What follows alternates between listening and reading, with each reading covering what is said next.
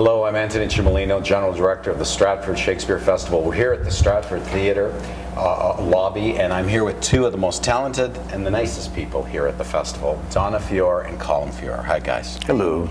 Now, Donna Feore, you'll know because she has been a director and a choreographer who's worked all across North America, recently working in the UK. Maybe you'll tell us a little bit about that. And has directed two of the most loved recent productions at the festival, or big musicals, Oliver and also Oklahoma. And this year, she's tackling Cyrano, which I'm really looking forward to. I know you're going to do a beautiful job on it. Where are you in the process? Well, we actually just came from the theater, and this is our first day that we've had the set up. The company hasn't been on stage yet, but I saw for the first time about 15 minutes ago. Exciting. The set is up. Yeah, it's really exciting. It's fantastic. So we're a couple weeks in? Yeah, so we're a couple weeks in, and we're through, about 2.5 of the 5 acts. So Great. We're getting there. Now, Colm Feore, you'll know from about 1981 at the festival, when he was first in the Shrew. He's fresh out of theatre school. And you've done a few things since. This year, you're doing The Scottish King and Cyrano.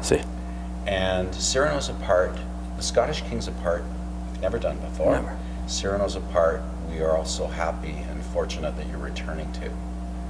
Well, I'm trying to get it right this time. How do you decide what you want to come back to? Well, when you're offered a good part and there's room to grow, or that you think you have some kind of new insight, I suppose. In the case of Macbeth, I'd never played it and wanted to, or at least decided that I wanted to now. Right. It made sense. And in combination with Cyrano, a part that I've always loved, but never, I don't think I got as far into Cyrano or understood him as well as I do now. At least I flatter myself to think I understand him a bit better now, and that I can bring some wisdom, if not the same energy, and vim, a little bit more intelligence. That was 15 years ago. It was, yeah. So you were 22 then. 22 and a half, Very actually. young for Cyrano. It was, but there was there was nobody else. They all said no.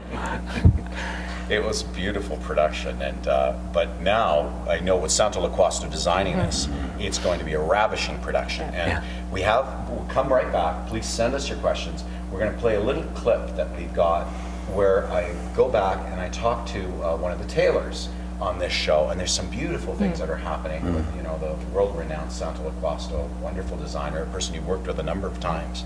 And anyway, you'll like this. So send us your questions. We'll be here when you come back to us.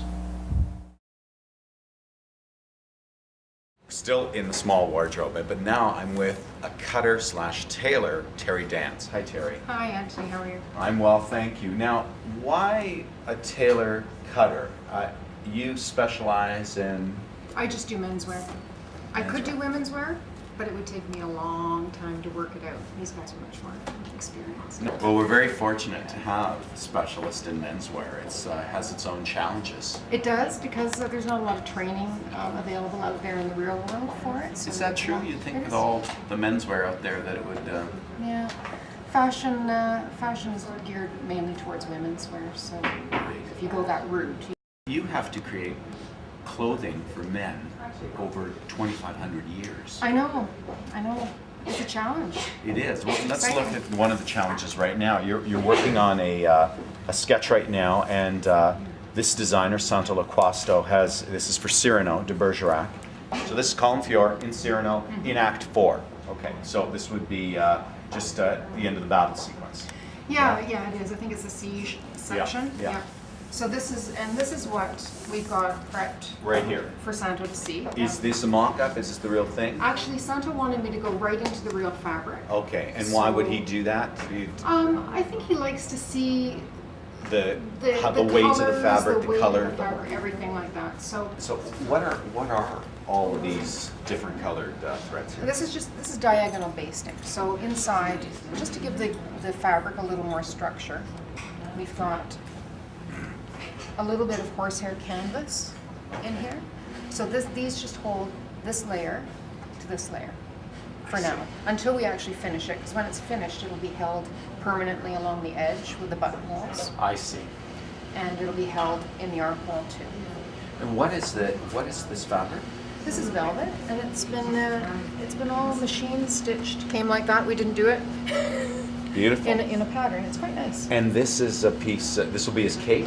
No, this is actually going to be a sleeveless jerkin that goes worn over top of that. Great.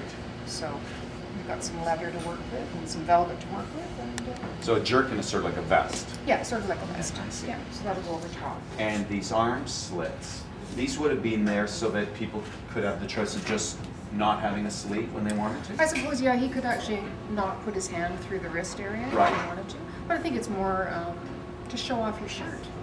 Oh, I see. You know, I mean, this would all button up. You could wear it buttoned closed, or you could be dashing and like gallant and show Yes. your sleeve, a nice linen or whatever you got. Yeah. What else do you have? Are you working on this as well? This is De Guiche. This is John Vickery, And and this is the sketch we've got here. let's have a look at that. So this is for Act 5. So this is set about 15 years later Right. than the earlier part of the play. So the styles have changed quite a bit. And so to show the passage of time, the clothes are used Clothes to say changed, yeah. times have changed. What Santa wants to do is use a piece from stock. So this is a Okay. piece from the warehouse. That's in another show. Oh, wonderful. Great. And that's great because then we don't have to build that extra bit. Right. So some more. And we built a coat type affair.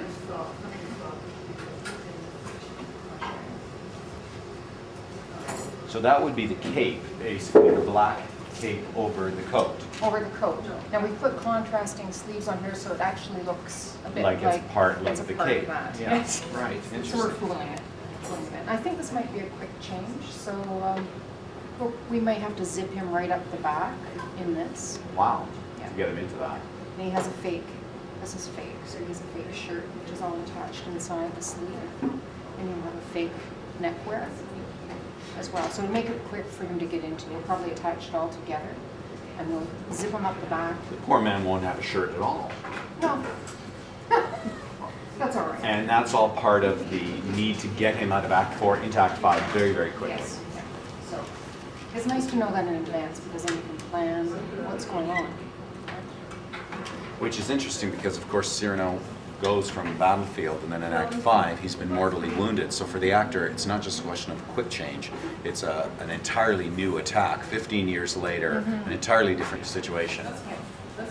Well, I'm looking forward to seeing this whole very soon. Me too. Thank you very much, Terry. Welcome. Thanks.